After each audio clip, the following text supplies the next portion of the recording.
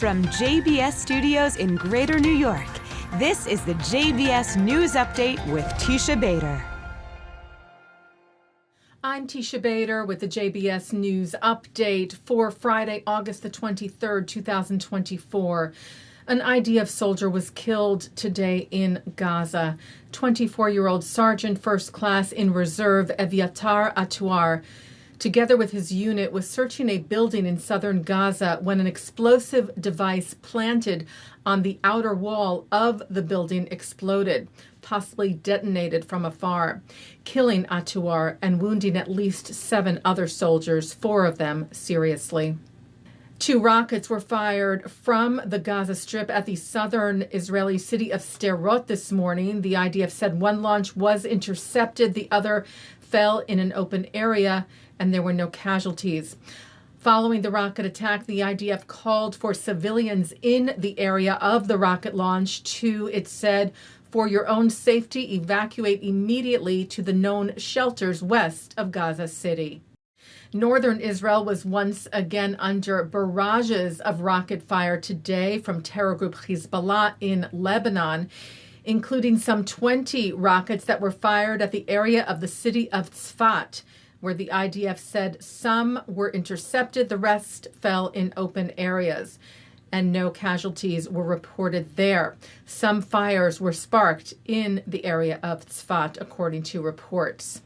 Another 40 rockets were fired later today at Kiryat Shmona, no injuries there as well.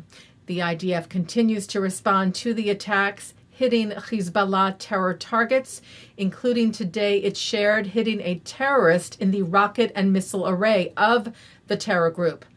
The IDF also saying its warplanes attacked the launcher from which rockets were launched into the Tzfat area earlier today. Talks reportedly continued today in Cairo in efforts to reach a hostage release and ceasefire deal between Israel and terror group Hamas. White House spokesman John Kirby was cited as saying that CIA Director Bill Burns arrived in Cairo today to join the talks and that things were moving forward. Kirby told a press briefing today, there has been progress made. We need now for both sides to come together and work toward implementation. The talks focusing now on closing any remaining gaps in the agreement with the help of the U.S. bridging proposal, which was introduced earlier this week. U.S. Vice President and presidential hopeful Kamala Harris addressed the efforts to reach a deal when she took to the stage at the Democratic National Convention in Chicago last night, where she stressed her commitment to Israel's security.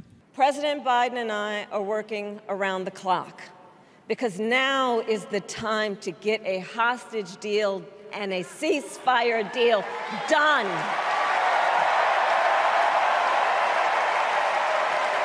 And let me be clear, I will always stand up for Israel's right to defend itself, and I will always ensure Israel has the ability to defend itself, because the people of Israel must never again face the horror that a terrorist organization called Hamas caused on October 7, including unspeakable sexual violence and the massacre of young people at a music festival. Harris also said at the same time what has happened in Gaza over the past 10 months is devastating. She said President Biden and I are working to end this war such that Israel is secure, the hostages are released, the suffering in Gaza ends, and the Palestinian people can realize their right to dignity, security, freedom, and self-determination.